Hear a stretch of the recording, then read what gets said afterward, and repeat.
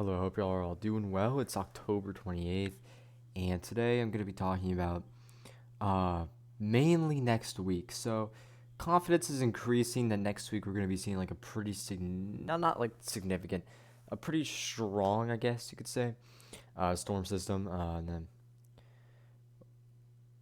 what I'm going to be focusing on is when this goes into the central U.S. because it's looking interesting, which we'll get to why that is in just a little bit. But yeah, I hope y'all are all doing well. It is Friday, it's the end of the week. Uh, so here we are looking at 500 millibar winds. This is kind of like mid-level, a little pretty. I mean, yeah, it's pretty much mid-level. Uh, so over this weekend, we're gonna be seeing like a pretty zonal pattern. Uh, we can see this disturbance down here. That's gonna be bringing a little bit of some rain to like some areas of the like kind of southeast Ohio Valley areas. Uh, Nothing really big, a big deal. But then we see this trough start to by next like next Tuesday. We see this trough start to dig into the west. So we can see it right here. Next Tuesday. We're starting to get a ridge over the east here. And then as we go into like Wednesday, you can see that the trough just continues digging south. Very tremendous, like very tremendously. We can see it's clear, very, very beautiful looking drop. Not gonna lie, it looks pretty nice. Uh, and then when this kind of closes off and turns into like a cutoff low, and then ejects into the plains, and that is what I want to be talking about for a little bit. We're gonna talk about that in just a second. Looking at precipitation type and rate here. Uh, So we can see that disturbance. That kind of just it doesn't do a whole lot, and we have a couple more Tuesday into Wednesday because we had that flow across kind of this area, so we can see a little bit more showers even like Wednesday and Tuesday, Wednesday and Thursday in the southeast. A little bit unsettled, just a lot of clouds. We even see by the end of next week we see like a very weak low eject into the plains, kind of along the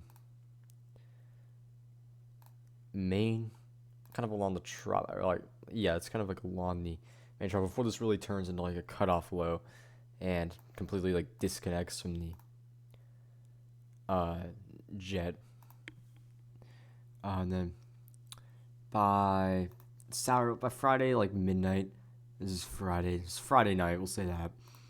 Next week, this is a week out, okay, so we're pretty far out. So now stuff at this time is starting to get a little bit like uncertain. We have a high in place across the east. It's going to be helping like protect the east, drive some storm systems up above it. Also, that's going to be helping to create like moisture flow up into that area there. Let me go ahead and get this out. And then we see this low. This is next Sunday. This is far out. We see this low. It's pretty. I mean, it's like a little bit of a pretty good little event right there. Which that's kind of like what I want to focus on, because I mean this could be a. I mean, I wouldn't say this is gonna be like a severe weather event yet because this is so far out. I don't want to like hype anything up, but we go over to models like the Euro, and I'm pretty sure the Euro shows something a little more. Yeah, the Euro is much more significant with this. We can see this thing comes out in the plains. We just see storms exploding with this. Looking at 500 millibar winds off the European. Curious how they look compared to the GFS. I could get this load, okay? Yeah, very similar, although this is not completely. So the difference is the GFS has that low just being completely cut off before like the whole system kind of moves. The European keeps it generally like everything kind of connected. I mean, we can see the look. I mean, that looks significant right there. I mean, you'd see that'd be a big severe weather event. Okay, that'd be significant. This is also next Thursday. It's a lot earlier than the GFS as well. The GFS is definitely has downtrended a bit with this, as it's happening a lot later. The GFS, when it tends to do that type of stuff, is it just pushes it later and later. Then it just doesn't happen. But the Euro is still keeping it. So this storm system, like late next week and the next weekend, does look interesting if it does occur.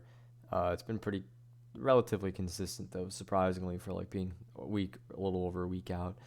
Uh, so we'll see what it actually does. But we'll take a look at it again tomorrow. So yeah, and I want to talk about the West. Just focus on the West real quick. I'm gonna keep this video short. Just focusing on the West. Yes, I mean by the time we get into like,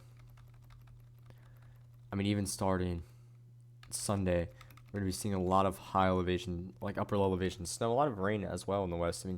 Areas of California could get some rain, Arizona, a good bit of snow too in the mountains, especially once this like gets in like the areas of Colorado, Utah, Wyoming.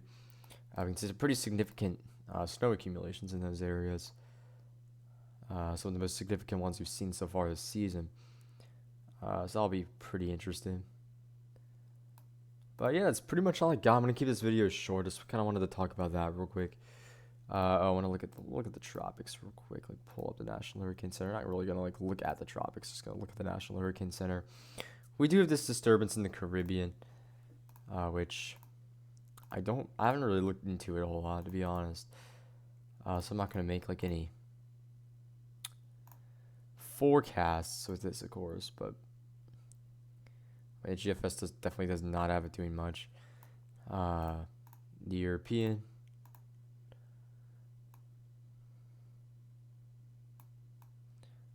The European does not have it doing much either, but we'll see. The tropics are not really active. I wouldn't say they're active, but we do have some ongoing stuff just to keep an eye on. We have this in the Caribbean heading west right now. Like no potential impacts are really expected in the U.S. Same thing with this. This is a much lower chance of formation. So I'll take a look at this again tomorrow. But yeah, thank you for watching. I appreciate it. Hope you all have a great Saturday, and goodbye.